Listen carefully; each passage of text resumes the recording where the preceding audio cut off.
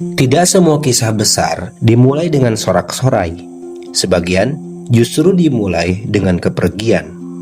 Sebelum dunia mengenal nama Muhammad, sebelum sejarah berubah arah, sebelum cahaya itu menyinari umat manusia, ada seorang ayah yang pergi tanpa sempat menatap wajah anaknya. Hari ini, kita tidak bicara tentang kelahiran.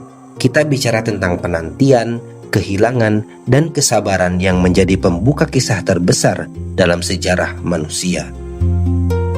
Akhir abad ke-6 Masehi, kota Makkah berdiri sebagai pusat kehormatan Quraisy. Di kota itu, nama Abdul Muthalib sangat dihormati, penjaga Ka'bah, pemuka suku. Di antara putra-putranya, ada satu yang paling dicintai, Abdullah bin Abdul Muthalib. Sampai saatnya, di tengah masyarakat yang menjaga kehormatan nasab itu, Abdul Muthalib mencari satu hal untuk Abdullah. Bukan harta, bukan kekuasaan, tapi istri yang mulia akhlaknya. Abdullah dikenal sebagai pemuda yang tampan, lembut, dan terhormat. Banyak wanita Quraisy yang berharap dapat menikah dengannya. Namun, pilihan itu jatuh pada seorang perempuan dari Bani Juhroh, Aminah binti Wahab. Perempuan yang dikenal tenang, bermartabat, dan bersih garis keturunannya. Pernikahan itu terjadi dengan adat Arab yang sederhana, namun penuh penghormatan. Pernikahan yang layak disebut ideal di zamannya. Hari-hari awal pernikahan mereka adalah hari-hari yang singkat namun hangat. Tidak banyak riwayat tentang tawa mereka. Tidak banyak cerita tentang percakapan mereka. Seolah sejarah sengaja menyimpannya karena yang akan dikenang bukan rumah tangganya, melainkan buah dari pernikahan itu. Dan pada suatu hari, Aminah mengetahui sesuatu yang mengubah segalanya.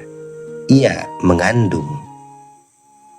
Tak lama setelah itu, Abdullah berangkat bersama kafilah dagang Quraisy menuju Syam. Perjalanan itu adalah sesuatu yang biasa bagi orang-orang Quraisy. Tidak ada firasat aneh, tidak ada perpisahan panjang. Namun, hal tak terduga itu terjadi saat perjalanan pulang. Di Yathrib, Abdullah singgah untuk mengunjungi keluarga dari pihak ibunya, Bani Najjar. Naasnya, di sana ia jatuh sakit. Ia harus tertinggal di rumah kerabatnya, sementara kafilah Quraisy kembali ke Mekah tanpa dirinya. Hari demi hari berlalu, sakitnya tidak kunjung sembuh. Dan ternyata, takdir harus menempuh jalannya sendiri. Abdullah wafat di usianya yang ke-25 tahun. Seorang pria muda, seorang suami yang baru memulai rumah tangga, seorang calon ayah yang belum sempat melihat anaknya lahir, terkujur kaku di negeri yang jauh. Berita itu akhirnya sampai ke telinga Abdul Muthalib. Berita yang sangat berat, dan lebih berat lagi, sampai ke Aminah. Bayangkan perasaannya. Seorang istri muda yang sedang mengandung anak pertama mereka dan rumah tangga yang baru saja dimulai harus berakhir di langkah pertama. Tidak ada pelukan perpisahan, tidak ada wasiat, hanya kabar singkat yang menyakitkan. Kini, anak yang dikandung Aminah menjadi yatim bahkan sebelum lahir. Dan sejak hari itu, Aminah menjalani kehamilan dalam sunyi. Namun Allah tidak meninggalkan Aminah. Di tengah duka yang berat, ia tidak merasa kehamilan seperti perempuan lain, tidak merasakan beban berat. Seolah ada ketenangan yang menyelimutinya. Seolah bayi itu menjadi pelipur lara, menggantikan ayahnya yang telah tiada. Ia juga mengalami mimpi-mimpi, bukan mimpi yang gaduh, bukan mimpi yang menakutkan, tapi mimpi yang menenangkan. Dalam salah satu mimpinya ia mendengar pesan, "Engkau sedang mengandung pemimpin umat ini." Semua itu seakan menjadi isyarat bahwa kehamilan ini berada dalam penjagaan Allah.